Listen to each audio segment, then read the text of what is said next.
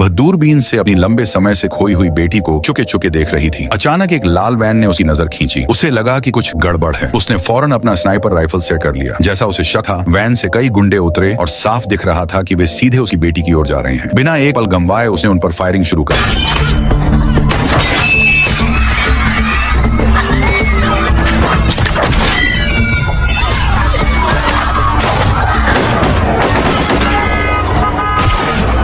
अफरा तफरी में उसने देखा कि एक टैटू वाला आदमी ने उसकी बेटी को पकड़ लिया। उसने गोली चलाने की कोशिश की, लेकिन आखिरी सेकंड में एक बस उसकी निशानेबाजी की लाइन में आ गई। मजबूरन उसने राइफल फेंकी और उसकी तरफ दौड़ पड़ी। एक हिटमैन ने उसे रोकने की कोशिश की, लेकिन उसने कार से उसे टक्कर मार दी।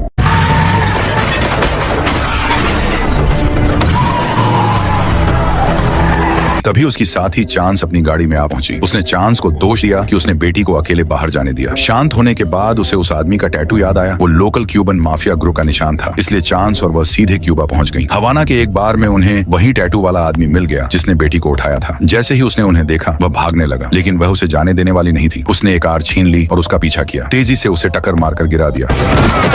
चांस ने उसे खींचकर एक सुनसान गोदाम में ले जाकर पूछताछ शुरू की। जब वह नहीं बोला तो उसने उसे बुलवाने का फैसला किया। सेवा में रहते हुए कुछ चीजें सीखी जाती हैं, है ना? नहीं, बोल दे कब्रों। उसकी पूछताछ के आगे आखिरकार उसने बेटी की लोकेशन बता दी। उसी रात वे उस एड्रेस पर पहुंची जो उसने दिया था। बेटी को हथियार डीलर थॉर को बेच दिया गया था और वह उसके प्राइवेट एस्टेट में बंद थी। जगह पर भारी सुरक्षा थी। हर एंट्री पर हथियारबंद आदमी तैनात थे। रेस्क्यू के लिए सबसे पहले उसने सामने वाली पहाड़ी पर स्नाइपर राइफल सेट की।